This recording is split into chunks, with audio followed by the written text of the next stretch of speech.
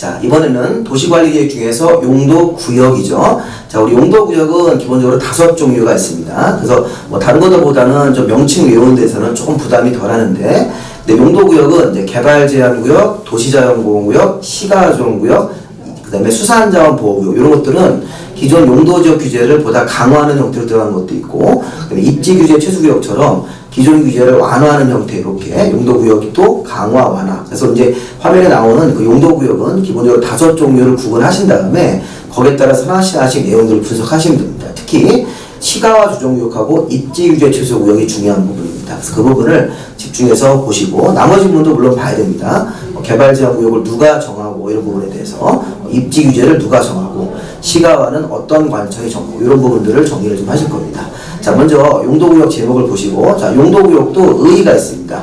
자, 용도구역도 용도지역 및 용도지구의 제한을 강화, 완화하여 규제를 따로 정함으로써 뭐 시가지의 무질서한 시가지의 확산 방지 뭐 이런 것들 하는 거니까, 용도지역이나 지구의 행위 제한을 강화, 완화한다는 표현을, 뭐 용도구역도 마찬가지입니다. 용도구역도 용도지역 제한을 강화, 완화했듯이 용도구역을 정하는 것도 5가지 중에서 4가지는 규제를 강화하는 형태로 들어가는 거고, 그 다음에 입지규제 같은 경우는 규제를 완화하는 형태로 들어가신 거죠. 자, 그러면 5가지 이름을 쭉 한번 확인해 보시고, 개발제한구역부터, 개발제한구역을 누가 지정을 하고, 목적은 뭐고, 행위제한 어떻게 처리하는지. 자, 개발제한구역은 항상 사적인 개발을 전면적으로 제한하고 아주 규제를 세게 가하는 곳이기 때문에 국토부 장관님이 도시관리계획을 결정을 해서 정해야 됩니다. 다른 관청은 못합니다. 자, 개발제한구역 목적은 2가지가 있었죠. 개발제한구역은 도시가 무질서하게 확산되는 걸 방지하고 자연환경을 보존하는 목적, 그 다음에 국방부 장관님이 요청을 하면 국가보안상의 목적으로도 개발제한구역을 정할 수 있다. 이런 사실들을 잘 확인을 좀 해주시면 되겠습니다. 그리고 행위제한 부분은 개발제한구역 행위제한은 따로 법률로 정하는 거죠. 개발제한구역 지정을 할 때 필요한 세부사항이나 행위제한은 국토계획법 내에 있지 않고 다른 법률로 정합니다. 자, 그 다음에 도시자연보호구역으로 넘어오셔서, 자, 도시자연보호구역 같은 경우도 지정권자가 시도지사나 대도시죠. 자, 도시자연보호구역은 주로 산에다 갑니다. 산.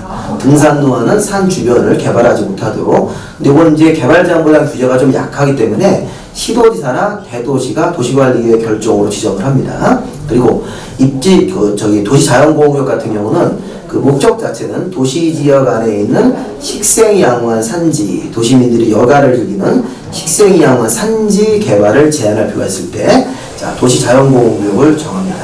자, 행위제한, 개발제한구역과 마찬가지로 따로 법률로 정한다. 네, 이렇게만 정리하시면 되겠습니다. 국토계획법 내에 있지 않고 따로 법률로 정한다. 자, 그 다음에 수산자원보호구역을 먼저 좀 볼까요? 수산자원보호구역은 해수부 장관님이 결정을 하시는 거죠. 수산자원 보호를 위해서. 그리고 행위제한은 수산자원관리법. 근데 수산자원관리법도 국토계획법이 아니기 때문에 또 따로 법률로 정한다고 해석할 수 있습니다. 자, 그럼 제가 이제 강조하는 것은 개발제한, 도시자연, 수산자원은 행위제한 부분이 따로 법률로 정하는데, 자, 시가와하고 이쪽에 입지규제 쪽에서는 행위제한 자체를 국토계획법 내에서 정하기 때문에 그래서 이게 중요한 거죠. 그래서 시가조정구역을 가시면 일단 지정권자가 2분이 계시죠. 자, 시도지사가 시가조정구역을 정하는데 국가계획하고 연계가 됐을 때는 국토부 장관님이 결정을 해서 정할 수가 있습니다.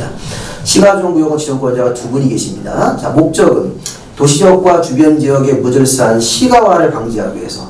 아까 개발제한구역은 도시의 무질서한 확산 방지인데, 시가조정구역은 무질서한 시가화. 자, 무질서한 시가화라는 게 사적으로 개인적으로 주택이나 상가 같은 건물을 신축하는 게 시가화입니다. 그래서 신축 자체만 제한하는 게 시가화의 목적이에요. 그러니까 다른 개발 행위를 할 수 있습니다. 뭐 주택의 증축이라든가 뭐 상가의 개축 같은 걸 할 수 있는데, 개발제한구역은 일체 제한을 해요. 뭐 신축이든 증축이든 개축이든 다 제한하는데, 시가화에서는 신축만 제한을 하는 거죠. 그리고 시가화는 유보기간이라는 게 있습니다. 시가화를 지정을 할 때 도시관리계획 결정으로 유보기간 5년 이상 20년 사이에서 유보기간을 정하고, 유보기간 만료일 다음날 되면 시가화를 지정을 한 결정은 자동적으로 실효가 돼서 시가화가 풀리는 거죠. 유보기간 만료일 다음날 되면 시가화를 지정을 한 결정은 실효가 되는 것입니다. 자, 그리고 시가화 쪽에 행위제한 들어가시면, 시가화 쪽 행위제한은 국토계획법 내에서 2가지 행위만 할 수 있다고 써 있습니다.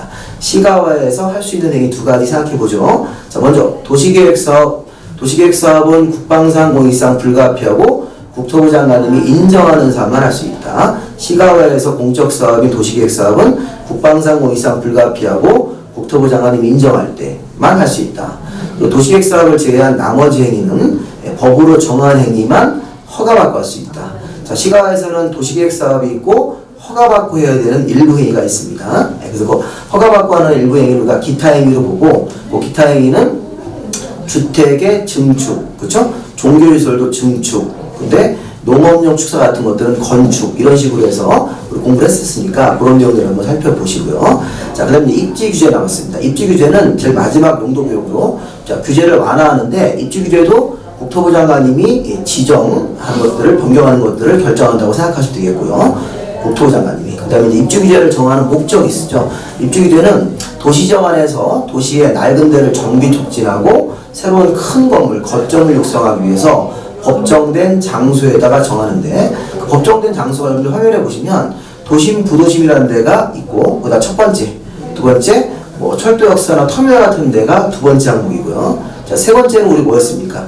3개 이상 대중교통이 노사하는 결절지로부터 3개 이상 대중교통 노선이 교차하는 결절지로부터 1km 이내, 그리고 노업을 향한 건물이 밀집한 상업지역, 공업지역, 이런 지역도 정할 수 있으니까 입지 규제를 정하는 지역들은 몇 군데가 더 있으니까 나중에 이제 교재를 통해서 확인 한번 해보시기 바랍니다. 그리고 입지 규제 쪽 행위 제한도 입지 규제 최소구역 계획을 따로 수립하여 입지 규제 최소구역 계획으로 국토계획법 내에서 기존 규제랑 다르게 입지 규제 최소구역 계획을 수립해서 행위자를 처리하는 것이니까 입지 규제 최소구역 계획에 만들어서 그걸 행위자를 처리한다는 사실을 잘 확인하시기 바랍니다. 여기까지가 용도구역의 기본적인 내용이었습니다.